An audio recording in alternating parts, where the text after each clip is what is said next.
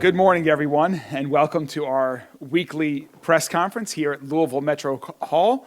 I hope everyone is staying safe. We've got some wild weather out there this morning and possibly again later today, so I encourage everyone to stay attuned to the latest weather forecasts and, of course, be safe when necessary. I first want to start out with some great news that we celebrated on Friday.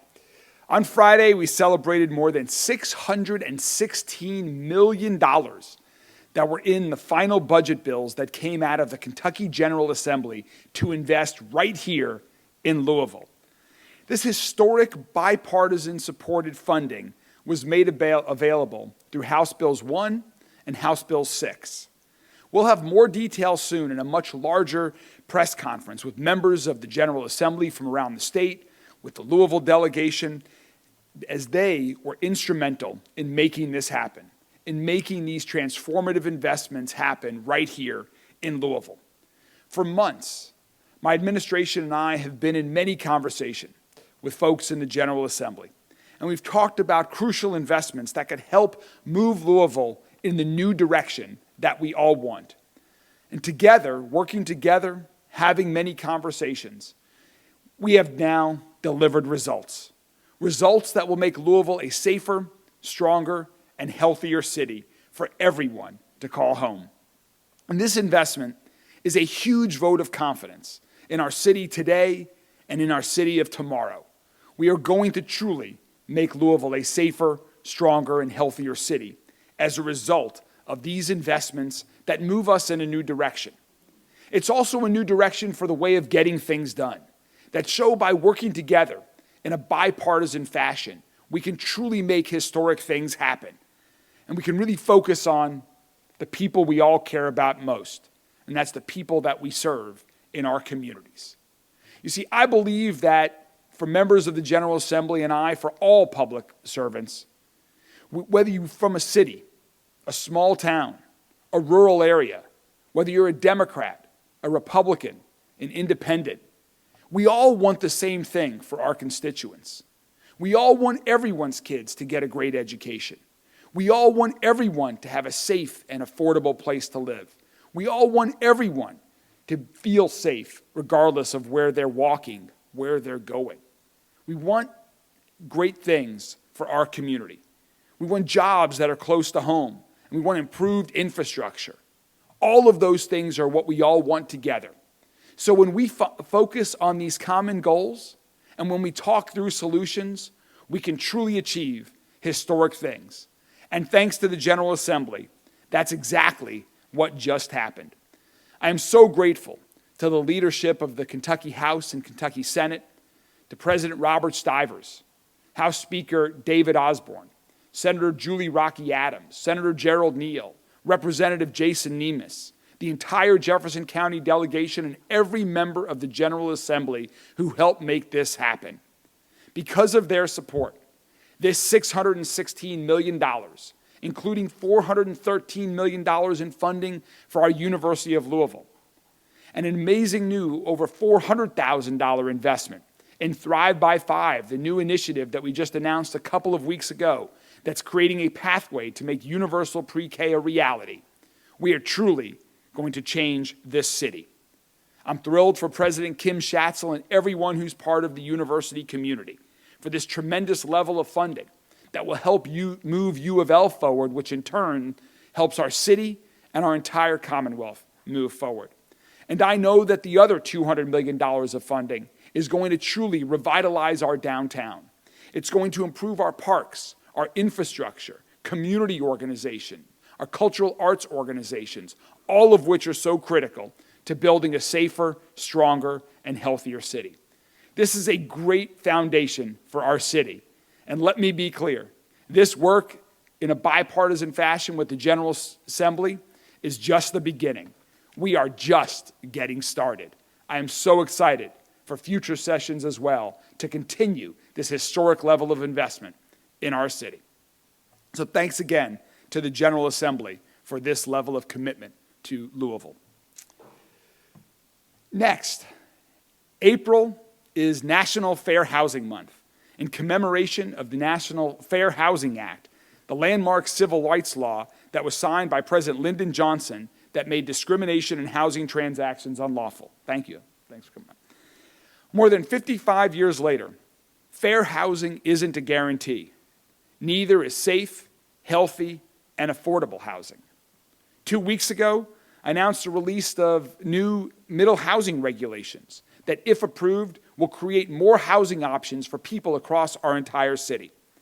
And then just the very next day, I stood with housing advocates from around the city and Metro Council members to emphasize the critical and growing need for more affordable housing across our entire city, after an updated housing needs assessment found that the unmet demand for housing for our lowest income residents continued to grow.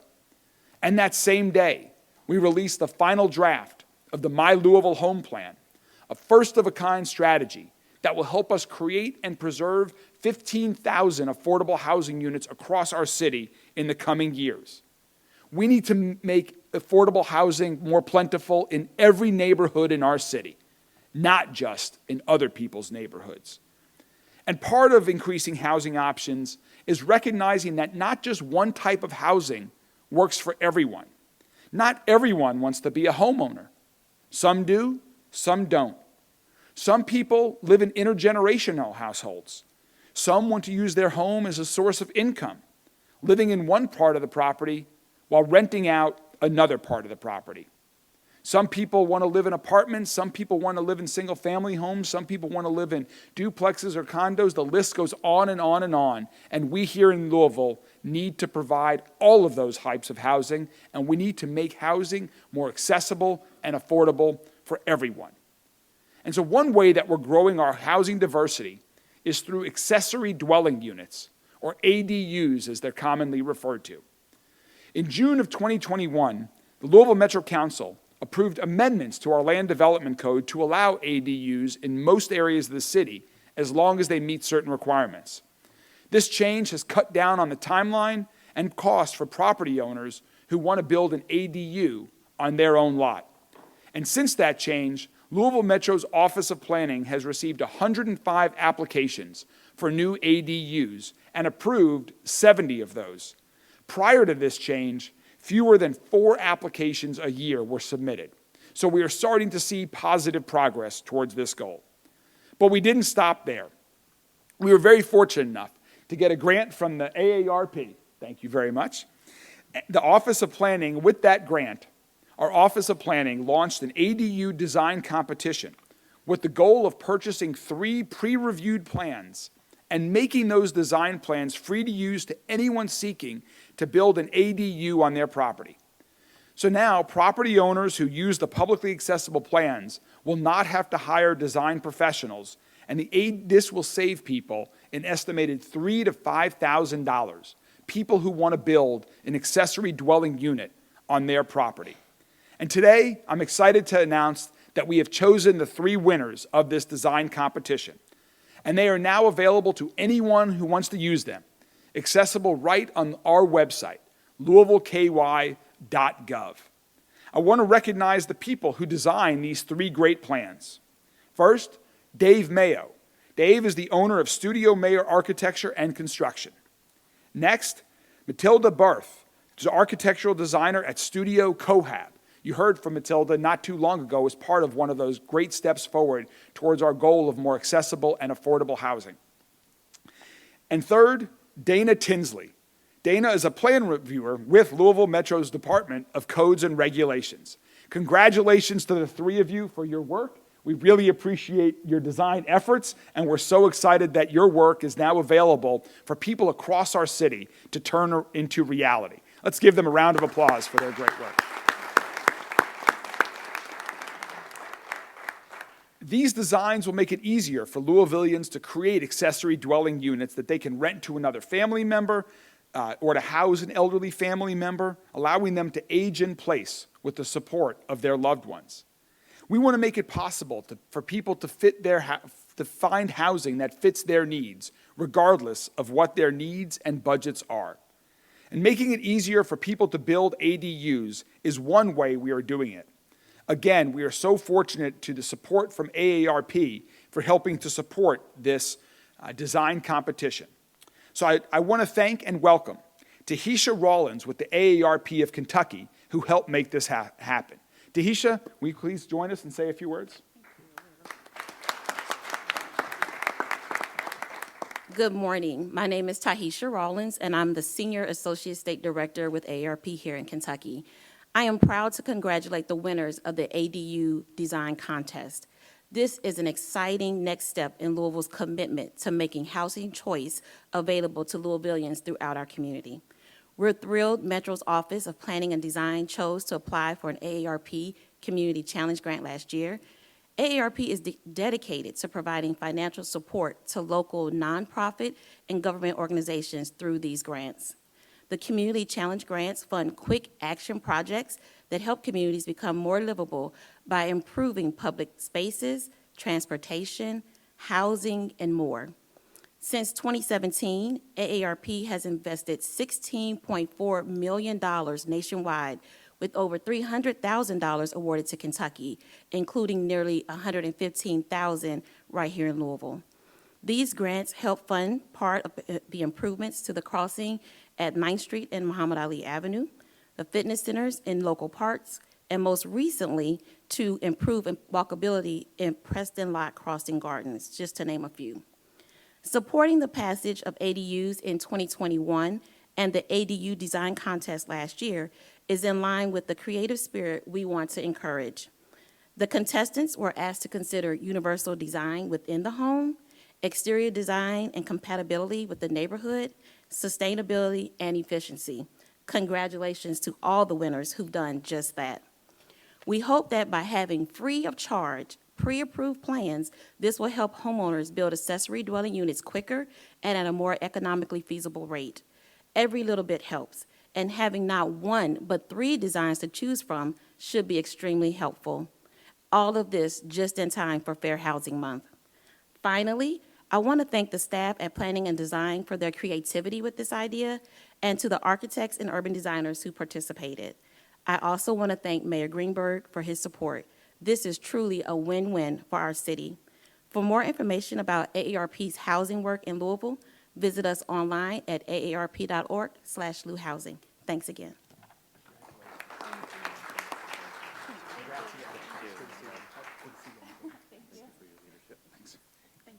Thank you again, and I encourage people across the city, when else can you get free plans to design a new home for someone? Again, this is one of our many ways that we are working to make housing more affordable and accessible to everyone across the entire city. Do you guys want to come up and join me next for the business announcement?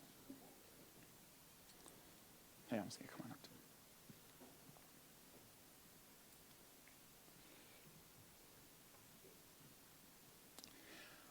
Our city's economic growth depends on entrepreneurs and small businesses, which often struggle to navigate our city's business landscape and access the capital and resources that they need to grow, to create jobs, and to create a thriving business. To help small businesses succeed, our team developed the concept of Reach for Small Business Growth to identify and address business needs that contribute to business development gaps for immigrant-owned businesses. Reach draws on the expertise of small business resource providers to offer workshop series that provides businesses practice support and connects business owners to resources. This program emphasizes language access by providing multilingual content, simultaneous interpretation in Spanish, and multicultural navigators. In addition to English, program materials are available in Arabic, French, Kiswahili, Somali, and Spanish, 5 of the most frequently spoken languages by business owners and entrepreneurs right here in Louisville. There are 2 Reach workshops this month, both focused on financial topics. First, April 6th workshop will discuss financial tools that every business owner needs. And second, on April 20th workshop will focus on how to use financial information to make solid business decisions. Workshops are free and take place at the Goodwill Opportunity Center on Preston Highway. Over 200 businesses have benefited from this important program since it began, and I encourage everyone who can sign up to participate by contacting our Office of Immigrant Affairs. We're joined today by our Director of Office of Immigrant Affairs, Amos Izeramana. Thank you, Amos, to you and your entire team with the Office of Immigrant Affairs, to Louisville Small Business Development Center, the Department of Economic Development, and community partners like JFCS Navigate Enterprise Center and the Louisville Hispanic Chamber of Commerce for their contributions to this program. And with us today to speak a little bit about this program's impact is Patricia Kim. Ms. Kim is the CEO of JJC Maintenance and DDM Case Management Services. Patricia, please come join us and tell us a little bit about this program.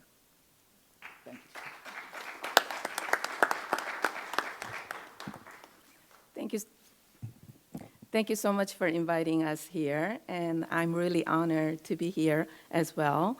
Thank you for all the programs that we have been participating.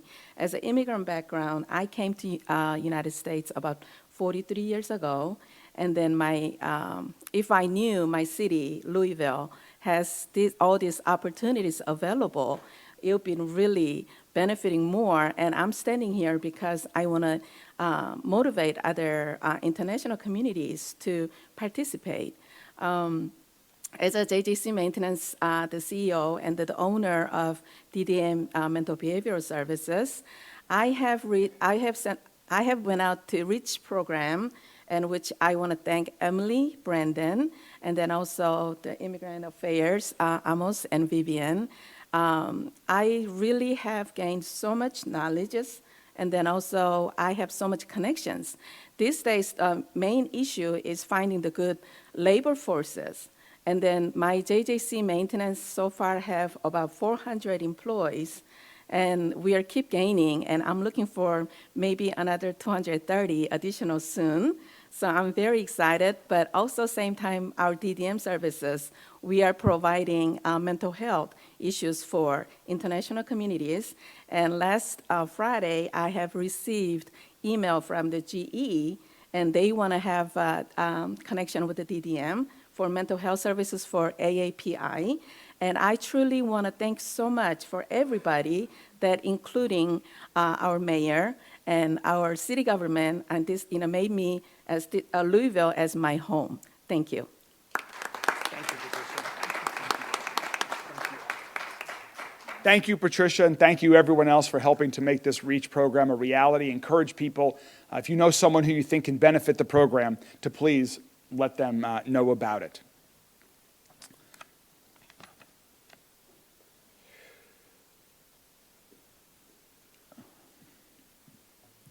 To build a safer, stronger, and healthier city, we must empower women. One of the innovative ways that we're doing that is through our Office for Women's Ambassador Program. It's a 6-month program that enables participants to hone the leadership skills they could benefit from and learn more about city support services that are supporting women. That way they can spread that word across the community to others. This year's class includes people from Middletown to Smoketown and every neighborhood in between. Last Thursday, they met to learn about gender-based and community violence prevention and health equity. And I'm so excited to be joined here today by Sergeant Sarah Norton, who's part of this year's class and is also a member of our amazing Louisville Fire Department. Sergeant Norton, we are so appreciative for all of your services. We are glad that you're in this program, and please come join us to tell a little bit more about the program. Thanks for joining us. Thank you, sir. Good morning. Thank you. I'm honored to be here today representing the Office for Women Ambassador class. My name is Sergeant Sarah Norton. I'm a fire prevention inspector for the Louisville Fire Department. The month of March commemorated 40 years of women being allowed to be in the fire service at Louisville Fire Department. Since then, 28 women have graduated the Fire Academy to become some of Louisville's bravest. Now, since those first women paved the way, we currently have 20 women on the line right now. I started my career as a line firefighter, and I am proud to be the first in my family, to join the fire service. But it would not have happened if I hadn't had a firefighter to encourage me to join. So I'm here today to be that person for you, to tell you that you can be a firefighter, a fire inspector, an arson investigator, or any number of career paths in the fire service. And we are here to help you succeed, and we are hiring this spring.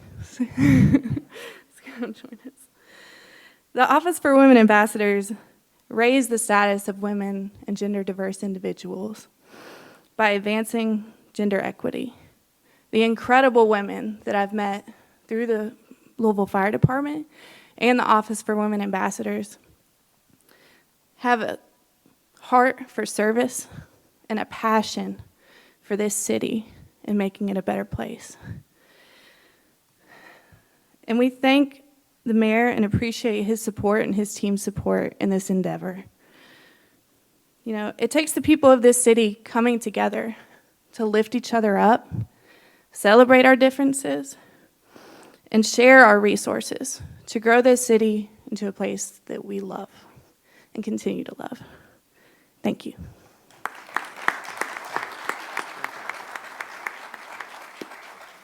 Thank you so much, Sergeant Norton. Thanks to you and all of your colleagues for everything that you do every day. We're so proud of all of your work, so thankful for all of your work. And as you said, yes, we need more great colleagues on the fire department. We need more great women like you on the fire department. Thank you very much. Okay. And finally, it's time for our final segment of the press conference before we get to questions and answers, Louisvillians who are doing great things throughout our community. And this week, it's great to have someone who I know well, a Louisvillian who's doing good that contributes to the overall good of making our city safer, stronger, and healthier, someone who I've admired for years for the work that she's done in our community and her commitment to the well-being and cultural richness of the entire Louisville community. I'm so delighted to recognize Carol Jones Clay because she works incredibly hard, yet she's also so unassuming. It was difficult to convince Carol to even come today to let us recognize her in this way. She often keeps herself in the background, quietly doing amazing things that improve the lives of others. Her day job is Senior Vice President and Managing Director for Community Relations for Republic Bank and Trust Company. And she was named the President of the Republic Bank Foundation in February of 2020. And you've seen some of the amazing things that the Republic Bank Foundation has done throughout our city. Carol oversees the bank's community relations work, philanthropy efforts, and manages the special events department. In her community involvement, Carol demonstrates her commitment to civic engagement through her work with the Louisville Downtown Partnership and the University of Louisville Depression Center Advisory Council. She's also an active part of so many boards in the past and present, including the Kentucky Derby Festival and the Louisville Fund for the Arts. She served as the co-chair of the Historic Preservation Task Force and contributed to the Mayor's Advisory Committee on Public Art and Monuments. For humanitarian and philanthropic work, Carol won the 2023 WLKY Spirit of Louisville Foundation and Churchill Downs John Asher Spirit Awards. And I was so honored this past January that along with Senator Gerald Neal to present the 2024 Martin Luther King Keeper of the Dream Award to both Carol and Senator Neal. Unfortunately, Carol was not able to make it that evening. And that's why I'm so happy today, so happy that we could recognize her behind-the-scenes work that has made Louisville a better city, that has improved the lives of so many people, that I can again thank Carol and formally today present her with the Mayor's Keeper of the Dream Freedom Award. Thank you so much, Carol.